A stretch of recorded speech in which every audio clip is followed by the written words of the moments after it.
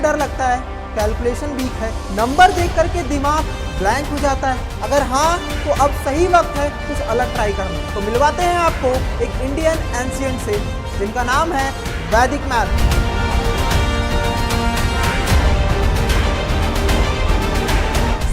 Super smart सूत्रास जो बनाए आपको मैथ्स में फास्ट एंड फियरलेस।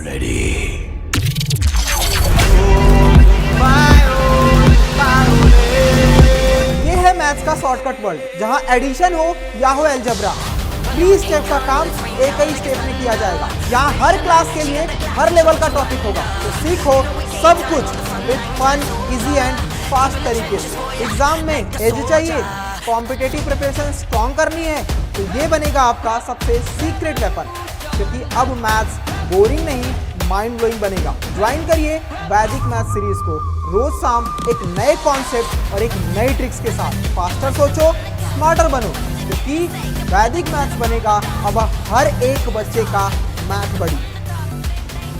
जय हिंद चैम्स, स्वागत है एक बार फिर से आप सभी का वैदिक मैथ्स की क्लास में, जहां आज हम एक नया स्टेप स्टार्ट करने जा रहे हैं, यानी एक नया रूल्स, एक नई टॉपिक्स, जिसके बारे में अभी तक हमने क्या क्या पढ़ा है बेटा। हमने एडिशन कंप्लीट कर लिया, हमने मल्टीप्लिकेशन, डिवीजन एंड सब्ट्रैक्शन। ये बेसिक होते हैं किसी भी मैथ्स को स्ट्रॉन्ग बनाने के लिए। यानी अगर आप अपने आप में 10x इंप्रूवमेंट चाहते हो बच्चा, तो multiplication, division, addition and subtraction के कॉन्सेप्ट आपको देखने कंपलसरी है। इसलिए अगर आप आज पहली क्लास देख रहे हो बच्चा, तो इससे पहले जितने भी टॉपिक्स वैदिक मैथ्स के मैंने पढ़ा रखे हैं, चारों के चारों बेसिक्स डिटेल्स में, कब कौन सा नंबर आएगा, तो क्या मल्टीप्लाई करने का ट्रिक्स होता है, रूल्स क्या होता है, सोचने का थिंग क्या होता है। क्योंकि जब हम अपनी कैलकुलेशन स्ट्रॉन्ग कर लेते हैं ना बच्चा, तो केवल हमारा बेस स्ट्रॉन्ग नहीं होता 10 तक, हम आगे चल करके जब हम किसी, मान लो आप यूपीएससी की तैयारी कर रहे हो, तो उसमें सीसेट जो लगता है, या फिर आप किसी कॉम्पिटिशन एग्जाम की तैयारी कर रहे हो, जैसे आपके लिए जेई का हो जाएगा, या फिर वनडे एग्जाम देना चाहते हो, बैंक, एसएससी, एनडीए जो भी होते हैं, या किसी गवर्नमेंट एग्जाम की तैयारी कर रहे हो, तो जो भी चीजें आपके सामने आएंगी उसमें मैथ्स कंपलसरी आता है, और उसमें ये बहुत मैटर करता है बेटा वैदिक मैथ्स। तो वो चारों चीजें जो एडिशन, सब्ट्रैक्शन, मल्टीप्लिकेशन और डिवीजन वाला कॉन्सेप्ट पढ़ाया है, उसको देखना कंपलसरी है। अब हम थोड़ा सा अपने इस वैदिक मैथ्स को एडवांस लेकर के चल रहे हैं। एडवांस इन द सेंस कि यहां इससे पहले जो चार टॉपिक पढ़ाया था, वो छोटा सा छोटा बच्चा और बड़े से बड़े भाई लोग भी, मतलब सिस्टर्स, ब्रदर्स जो भी आपके हैं, वो देख सकते हैं बच्चा। लेकिन ये जो चीजें मैं कराने जा रहा हूं, ये अब हम चल रहे हैं उस कंपटीशन वाली दुनिया में, जब क्लास 5th का बच्चा 6th के लिए सैनिक स्कूल में एग्जाम में देने जा रहा है। आप अगर सैनिक एग्जाम देने जा रहे हो, जब जैसे मान लो आपका बच्चा पढ़ने जा रहा है सैनिक स्कूल में, एंट्रेंस एग्जाम देने जा रहा है, कहीं पर भी आपको मैथ्स लगता है, तो ये सारी चीजें यूज होने वाली है। यानी स्क्वायर्स के हम इंट्रोडक्शन आज समझेंगे बच्चा। आज हम समझेंगे कि वो कौन से ऐसे ट्रिक्स हैं, वो कौन से ऐसे रूल्स हैं, जिसकी हेल्प से हम अपने वैदिक मैथ्स को और ईजी बना लें, और हमारी जो मैथ्स हो वो और स्ट्रांग बनती चली जाए। तो आइए वन बाय वन समझते हैं बेटा, क्योंकि हमारा ये इंट्रोडक्शन वाला जो कॉन्सेप्ट है ना, ये बहुत इंपॉर्टेंट है। आगे चल करके हम squares, cubes, square root, cube root, सब इसके बेस पर निकलता है। तो पहले स्क्वायर्स वाला इंट्रोडक्शन समझेंगे, फिर अगली क्लास में हम स्क्वायर, स्क्वायर रूट निकालेंगे, फिर उसके अगली क्लास में हम क्यूब्स के इंट्रोडक्शन समझेंगे, फिर क्यूब के कॉन्सेप्ट समझेंगे, क्यूब रूट और क्यूब्स निकालने का रूल्स भी देखेंगे। सबसे पहले, उससे पहले मैं बता दूं बच्चा, अगर आप इस चैनल पर नए हो और अगर आपने ये टेलीग्राम चैनल ज्वाइन नहीं किया है बच्चा, तो मैथ्स विद आनंद सर अड्डा 247, मैं डिस्क्रिप्शन में लिंक भी लगा दे रहा हूं। मतलब आप जहां पे क्लास ले रहे हो बेटा, उसी वीडियो के नीचे डिस्क्रिप्शन में लिंक लगा हुआ है, आप उसको ज्वाइन कर लो। इस क्लास की पीडीएफ या डीपीपी जो कुछ भी होती है बच्चा, इस ग्रुप में दे दी जाती है। मैथ से रिलेटेड आपके छोटे भाई बहन या आप या आपके बड़े भैया दीदी कुछ भी डाउट रहता है, आप इसमें मुझसे कनेक्ट हो सकते हो, और आप जो भी डाउट होता है वो मुझसे पूछ सकते हो बच्चा, ठीक है। तो इसको ज्वाइन कर लेना, डिस्क्रिप्शन में लिंक लिया हुआ है। आइए स्टार्ट करते हैं स्क्वायर्स के बारे में। देखो बच्चा, स्क्वायर्स का मतलब क्या होता है, थोड़ा सा हम डिटेल में समझते हैं, एंड देन उसके बाद हम फिर अपने उस पॉइंट पर आएंगे। जैसे स्क्वायर का मतलब होता है, सपोज करो आप लोगों ने घर में सुना होगा, जैसे आपके पापा जी बात कर रहे होंगे कि इतने स्क्वायर फुट का, मान लो आपके घर 8x8 बोलते हैं कि आपका जो, जैसे आपके मान लीजिए पापा जी हैं घर पे और आपके भैया दीदी जो बाहर रहते हैं, तो जब हम रूम दिलाने जाते हैं उनको, तो क्या बोलते हैं, आपको ऐसा सुनने में आता है कि जो कमरा है ना वो 8x8 का है, यानी 8x8 का है, या फिर 10x10 का है, यानी 10 स्क्वायर फुट का है, ऐसा कुछ भी बोला जाता है ना आपके सामने। तो ये जो दिखाता है 8x8, 10x10, ये हम जो दिखाते हैं, ये जो डायमेंशन, हम इसको बोलते हैं डायमेंशन, कि 8x8 यानी लेंथ भी उसकी है, ब्रेथ भी उसकी है। या फिर हम ऐसा बोल सकते हैं कि आपका जो कमरा है वो इस तरीके से दिखाता है, जो 8 लेंथ है और 8 ही उसकी ब्रेथ है। या फिर आपका कमरा जो है वो 10x10 का दिखा रहा है, 10 लेंथ और 10 ब्रेथ, इसका मतलब 10 यहाँ पर भी है, 10 यहाँ पर भी है, इसका मतलब 8 यहाँ पर भी, 8 यहाँ पर भी है। तो ये एक स्क्वायर को दिखाता है। स्क्वायर आप लोगों ने बचपन में पढ़ा होगा, जो छोटे हैं बच्चे अभी पढ़ेंगे बच्चा आगे चल करके, लेकिन आप लोगों ने 5, 6, 7, 8 से ही स्क्वायर, क्यूब, ये सारी चीजें पढ़ना स्टार्ट कर दिया था। तो ये जो डायमेंशन होता है बच्चा, जिसके मतलब चारों साइड्स बराबर होती हैं, ये स्क्वायर हम बोलते थे ना, तो वहीं से डायमेंशन से जब हम उसका एरिया, बेसिकली हमें क्या करना होता है कि जब भी हम किसी स्क्वायर या डायग्राम का हम एरिया फाइंड करते हैं तो वो डायमेंशंस में ही स्क्वायर बन जाता है। तो उसी को हम बोलते हैं बेटा 8 × 8, मतलब हम इसका एरिया फाइंड कर रहे हैं कि इसके अंदर हम कितनी चीजें फिल कर सकते हैं, क्या डाल सकते हैं कि जिससे पूरा का पूरा कमरा फिल हो जाए, या ये कमरा कितने में बना हुआ है, तो उसका डायमेंशन क्या है, एरिया निकालते हैं 8 × 8। तो जो भी हम पुराने जमाने में करते थे ना बच्चा, उसी को हम एक दूसरे नाम से जानते हैं। जैसे नॉर्मली आप स्क्वायर तो बोलते ही हो, तो उस स्क्वायर का मतलब क्या हुआ कि हम बेसिकली हम एरिया फाइंड कर रहे होते हैं, लेकिन हमें एरिया बताना नहीं होता, अब हमें स्क्वायर याद करना पड़ता है। तो हमें यहां से एक चीज तो पता चली कि जो भी चीजें होंगी वो सेम नंबर का मल्टीप्लाई 2 बार करना होगा। ये स्क्वायर का छोटा मोटा समझ में टॉपिक्स आ रहा है कि मतलब जब भी हमारे सामने कोई चीज आती है, जैसे मान लो मैंने लिखा आपसे कि सर 7 है, तो 7 का स्क्वायर मतलब 2 बार मुझे मल्टीप्लाई कर देना होगा, मुझे स्क्वायर पता चल जाएगा। जैसे मैंने बोला कि 9 है, तो 9 का 2 बार मल्टीप्लाई कर दूंगा, मेरे पास स्क्वायर निकल जाएगा। यानी जब हम किसी नंबर के 2 बार मल्टीप्लाई कर देते हैं तो वो स्क्वायर को ही दिखाता है। जैसे अगर नंबर ना हो तो वेरिएबल ले लें, x का मल्टीप्लाई x में करेंगे तो x स्क्वायर, मतलब x कितनी बार में आ चुका है, 2 बार। ये हम बोल सकते हैं 9 का स्क्वायर, ये हम बोल सकते हैं 7 का स्क्वायर। हमने b का मल्टीप्लाई b में किया तो क्या आ जाएगा, b 2 बार आ रहा है, तो हम b का स्क्वायर बोल देते हैं। तो ये वाला जो साइन है ना बच्चा, ये वाला जो साइन दिख रहा है आपको, यही स्क्वायर को दिखाता है। यानी जब हम किसी नंबर को 2 बार मल्टीप्लाई कर देते हैं तो उसकी पावर में अगर हम 2 लिख देते हैं तो उसको हम क्या बोल देते हैं, स्क्वायर। उस नंबर का 2 बार मल्टीप्लाई किया गया है, उस नंबर का 2 बार स्क्वायर, मतलब एक बार स्क्वायर करना है या फिर 2 बार मल्टीप्लाई किया गया। तो जब भी ऐसा इंडिकेशन दिखे तो आप क्या बोलोगे कि ये नंबर 2 बार में मल्टीप्लाई किया गया है, यानी सेम नंबर को 2 बार मल्टीप्लाई कर दिया गया है, वही आपका स्क्वायर बन जाता है। इतना सबको समझ में आ गया? बेसिक था बच्चा, जो समझना कंपलसरी था। मैंने थोड़ा डेप्थ में, मान लो आपका फर्स्ट क्लास का कोई छोटा भाई बहन देख रहा हो, ठीक है, उसको नहीं समझ में स्क्वायर क्या होता है, तो बेसिकली उसके लिए समझाया। आप भी अगर बड़े हुए आप कंपटीशन की तैयारी कर रहे हो तो आपके लिए भी है बेटा यूजफुल, कि मतलब आप इसको समझ लो कि स्क्वायर का बेसिकली मतलब होता है 2 नंबर मल्टीप्लाई करना। अब हम इसमें कुछ टिप्स देखते हैं। जैसे मान लो, अब मैं आगे चलता हूं। जैसे मैंने बोला कि सर अगर हम 0 का स्क्वायर करते हैं तो क्या आता है, सर 0 आता है, मतलब 2 बार मल्टीप्लाई किया गया है, आंसर में क्या आएगा, 0। 1 का स्क्वायर किया गया तो 1 को 1 में मल्टीप्लाई करके आंसर आएगा 1। 2 को अगर स्क्वायर किया तो 2 को 2 बार मल्टीप्लाई किया जाएगा, आंसर आएगा 4। हमने 3 का स्क्वायर किया तो 3 को 2 बार मल्टीप्लाई करना होगा, आंसर आएगा 9। फिर हमने 4 का स्क्वायर किया, मतलब 4 को 4 में मतलब 2 बार मल्टीप्लाई करेंगे हम तो आ जाएगा 16। फिर हमने 5 का स्क्वायर किया तो 5 को 2 बार मल्टीप्लाई करना पड़ेगा, यानी आ जाएगा आंसर 25।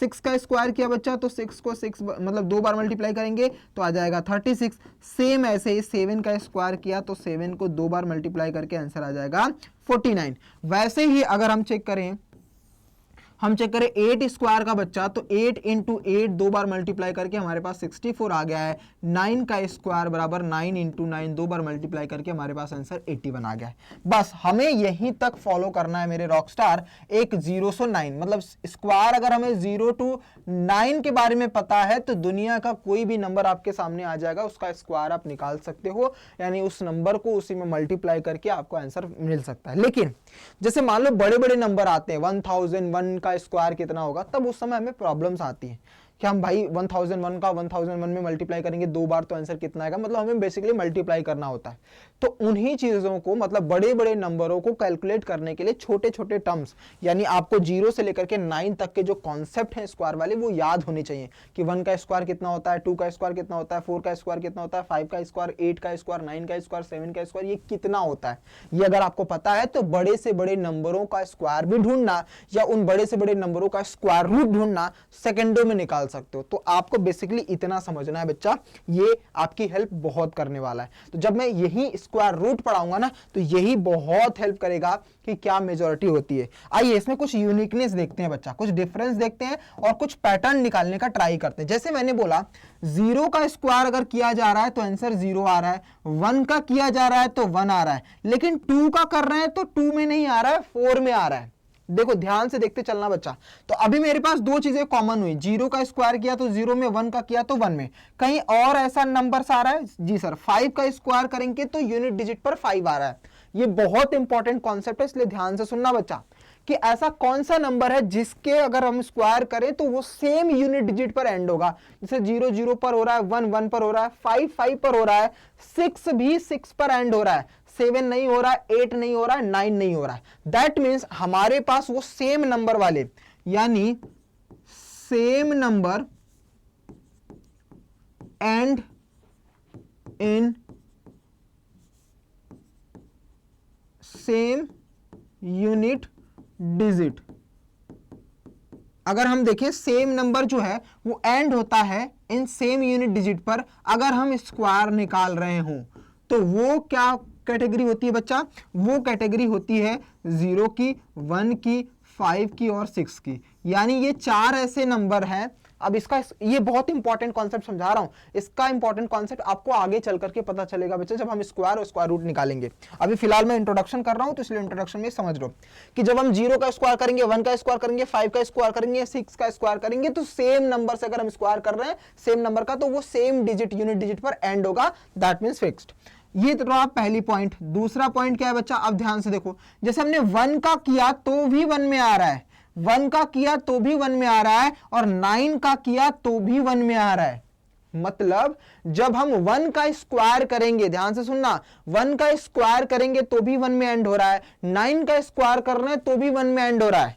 तो एंड डिजिट 1 किस में होता है बच्चा? एंड डिजिट अगर 1 आ रहा है तो उसके लिए दो केस बनते हैं। कौन कौन से सर? 1 और 9। अगर हम इसका स्क्वायर करते हैं तो 1 का स्क्वायर भी 1 में एंड होता है, 9 का स्क्वायर भी 1 में ही एंड होता है, और कहीं पर भी 1 में एंड नहीं होता है। दूसरा, अगर हम आगे चलें जरा चेक करें तो बच्चा, 2 का स्क्वायर 4 में, और कहीं 4 में आ रहा है? हाँ जी सर, 8 में। मतलब 2 का स्क्वायर करने पर भी 4 में एंड हो रहा है, और 8 का स्क्वायर करने पर भी 4 में एंड हो रहा है। तो एंड डिजिट जो हमारा होगा, अगर हम एंड डिजिट को बोले 4 आ रहा है, तो भैया वो किस में एंड हो रहा है? वो किस में हो रहा है? 2 और 4 में। किस में बच्चा? 2 और 4 में, सॉरी 2 और 8 में। ये 2 और 8 जो है वो किस में एंड हो जाएंगे? 4 में एंड हो जाएंगे। अब ये हेल्प करेगा कब? जब आप स्क्वायर रूट ढूंढोगे या फिर आप जब स्क्वायर ढूंढोगे। देखना है इसका यूज जब मैं अगली क्लास में पढ़ाऊंगा तो कितनी तेजी से होने वाला है, इसलिए इसको लिख लेना बच्चा अच्छे से।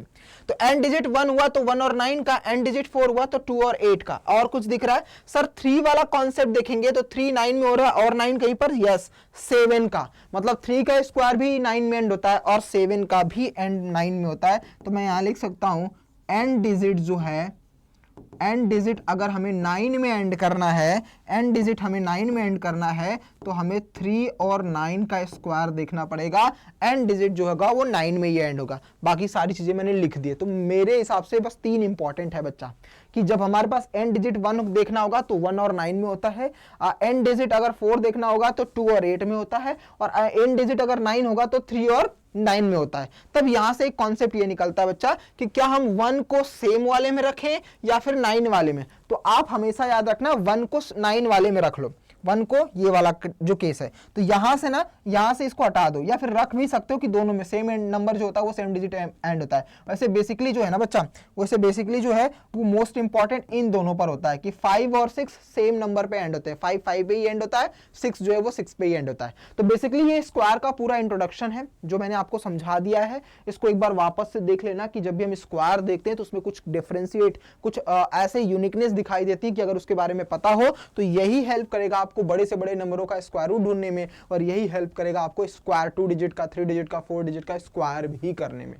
ठीक है, तो याद रख लेना, इसको रिवाइज कर लेना। अगली वीडियो में जब हम मिलेंगे तो वहां पर हम स्क्वायर्स को देखेंगे, स्क्वायर्स और स्क्वायर रूट का अगर हो सकता है तो 2 डिजिट या 3 डिजिट के हम स्क्वायर के बारे में देखेंगे। बाकी एक बार इसके नोट्स बना लेना प्रॉपर तरीके, इसको यूटिलाइज कर लेना, अच्छे से रिवाइज कर लेना। मिलते हैं अगली वीडियो में। और हाँ, टेलीग्राम जरूर ज्वाइन कर लेना बच्चा, ठीक है।